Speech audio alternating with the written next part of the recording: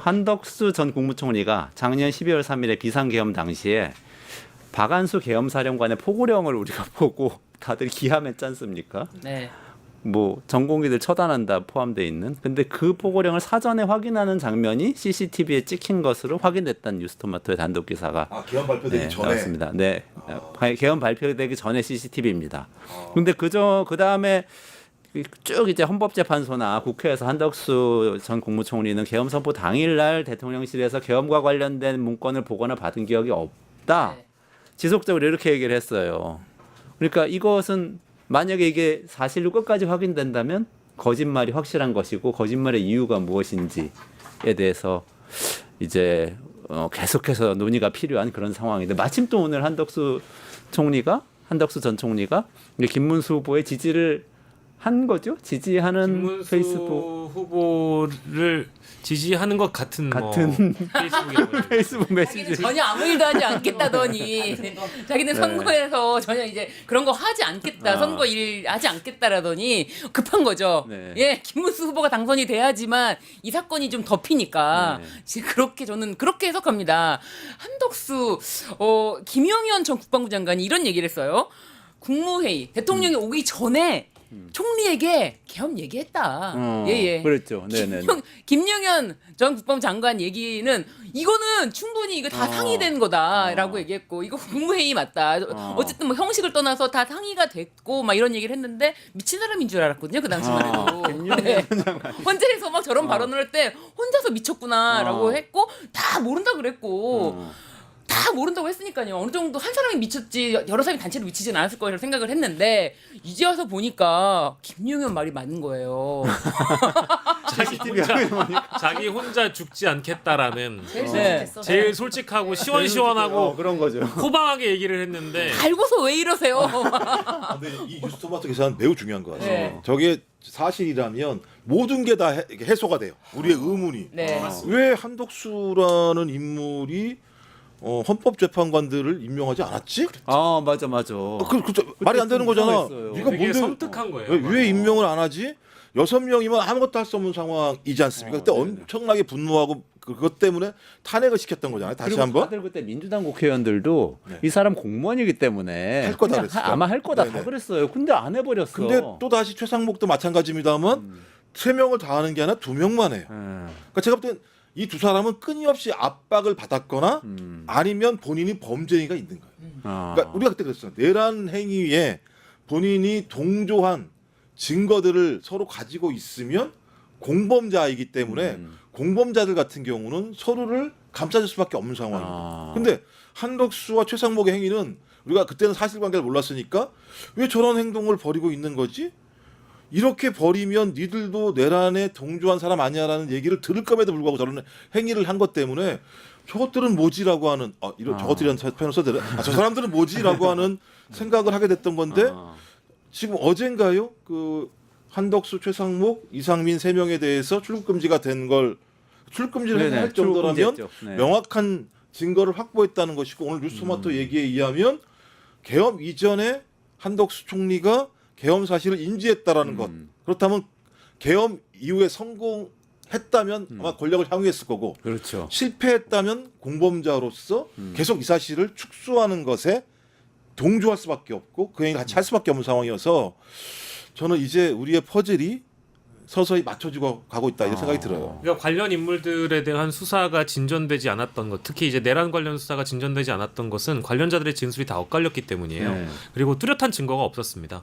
근데 대통령 경호처에서 지금 대접견실 CCTV가 있었음에도 불구하고 경찰에 제출하지 않았다고 하거든요. 그거를 경찰이 뒤늦게 파악했고 대접견실에도 CCTV가 있었구나라는 거를 미리 알고 나서 포착을 한 다음에 그걸 확보를 하고 이 세 사람을 한날 한시에 부른 거예요. 근데 뭐 변호사님 너무 잘 아시겠습니다만은 한날 한시에 이 사람들을 각각 불러가지고 전혀 진술을 짜 맞추지 못하게 묶어놓고 조사를 한 거예요. 그 조사 과정에서 본인들의 과거 했던 진술을 재확인하고 우리가 CCTV를 확인해 보니 니네 이렇던데 이건 뭐야라고 반응을 들었겠죠. 그 과정에서 뭐 이건 취재 기자를 포함해서 이제 전반적으로 기자들 사이에 도는 썰입니다만은. 얼굴이 새하얗게 질려가지고 이실직고를 한 사람이 한 명은 적어도 있었다라는 거예요.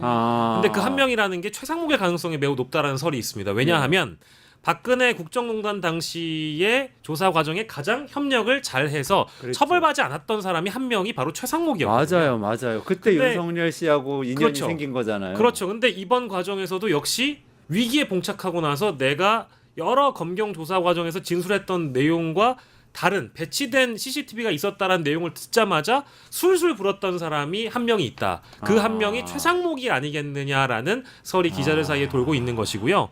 두 번째로는 이 기사에서 가장 핵심적인 부분은 기존에 있었던 진술과는 완전히 다른 내용들이었잖아요. 네. 지금까지 했던 말이 다 거짓말이었다라는 겁니다. 그러니까 한덕수는 그 CCTV상 대접견실에서 포고령을 공람했다라는 부분이 나와요. 그러니까 네. 돌려봤다라는 돌려본 거죠. 돌려본 네. 겁니다. 그러면 한덕수만 이 내란 종사 혐의에 들어가는 것이냐? 그게 아니라 그 당시에 포고령을 공람했던 국무위원들은 적어도 이 수사 대상으로 더 확대가 될 가능성이 높다. 이거를 봐야 되는 것이고요. 그리고 이상민은 단전단수를 멀리서 이렇게 봤더라고.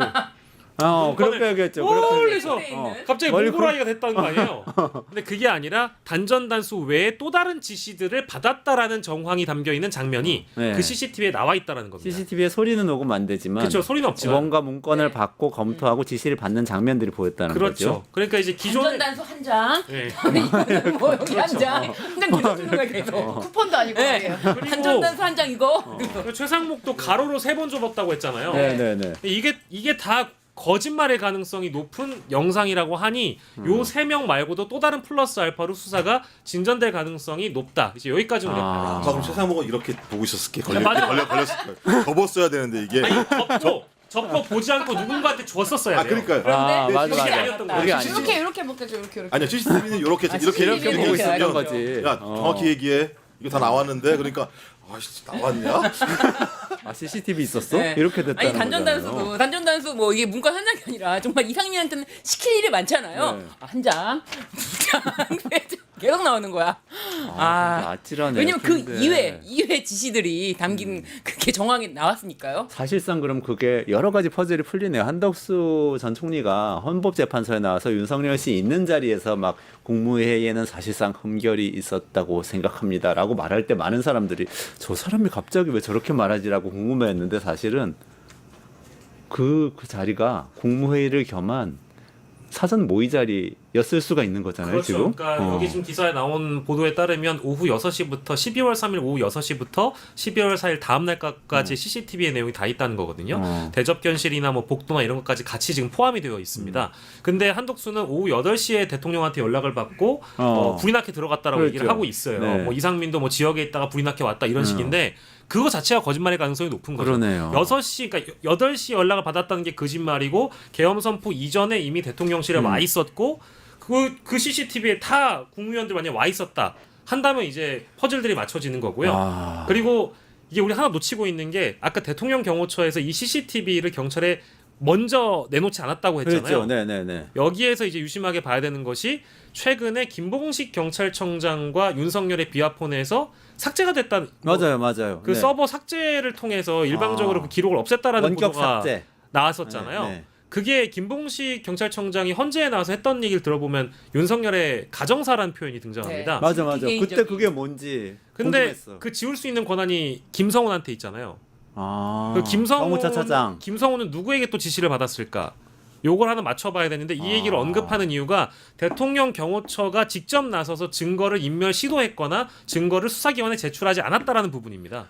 그러면 대접견실 CCTV 제출 안 한 거하고 비화폰 서버에서 기록 통화 기록 삭제한 게 다 누군가의 지시를 받고 경호처에서 수행한 것이다. 그리고 네, 김성훈 그렇죠. 차장이 수행한 것일 가능성이 있겠다. 지금 거대한 카르텔과 공동체라는 얘기입니다. 와, 근데 그게 이제 딱 3명만 나오는 거죠. 끔찍하다. 윤석열, 김건희, 그다음에 김성훈 이 세 사람이 누군가 지시를 했으니까 벌어졌겠죠. 그 지시할 한에서- 사람은 윤석열 씨하고 김건희 씨밖에 없는 거 아닐까요? 네, 김성훈, 김성훈 씨, 이 세 명이죠. 그러니까 그 외에는 누구도 지시할 수 김성훈 없고 씨가 독자적으로 하지 않았다면 윤석열 뭐 알 수 없습니다만 저희가 네. 뭐 더 깊게 나가면 또 맨날 고소고발이 난무하기 때문에 또 하나는 그 아까 나왔던 국무위원도 마찬가지입니다만 그러면 이상민이 소방청장이랑 통화했다는 얘기가 나오잖아요. 네네. 뭐 그거나 그 다음에 F4가 왜 모였는지 그러면 F4가 경제부총리, 그러니까, 한국은행 예, 총재 뭐 한덕수는 뭐 총리니까 그렇다고 치더라도 최상목과 이상민은 지시받은 내용들을 이행을 한 거죠. 그렇게 되면 그러네요. 네, 그러면 총각 다투면서. 그러면 계엄 행위, 비상계엄 행위에 대한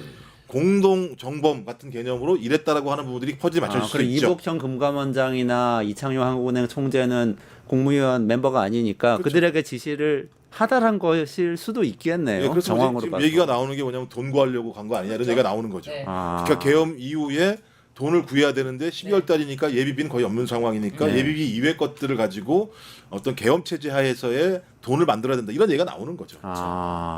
저는 여기서 이렇게 일단 첫 번째는 한덕수, 최상목, 이상민 이제 출금까지는 됐는데요. 이들은 제 생각에는 명백하게 증거 인멸을 했다고 생각이 듭니다. 말 맞추기 일단 한 것 같기 때문에 이 세 명 반드시 빨리 구속해야 될 것이고요. 더 나아가서는 지금 그 위에 윗단인 내란숙의 윤석열 이 모든 걸 사실상 지시로 의심이 되죠. 이 사람 빨리 구속해야 돼요. 왜냐? 우리 구속의 이유는 우리 시민들 다 너무 알잖아요. 사안의 중대성, 증거 인멸, 도주의 우려 이 세 개 아닙니까? 이 세 개가 다 해당됩니다.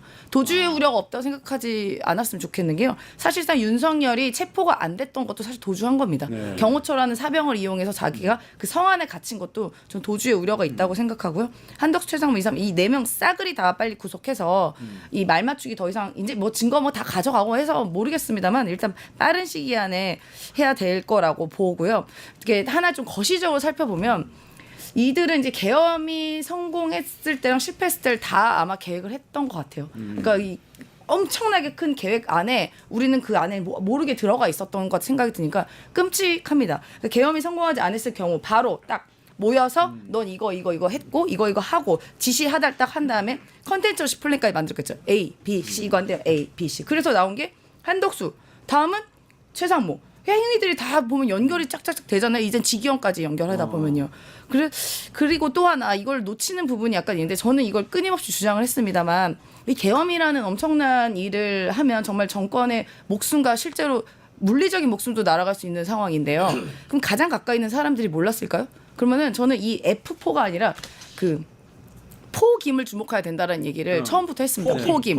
누굽니까? 일단 김주현 민정수석. 근데 김태효 안보실 차장. 차장. 그다음에 김성훈 아까 말한 경호처 네. 차장. 그다음에 김건희 4명입니다. 이 넷의 비화품은 아직도 확보됐다는 얘기가 없어요.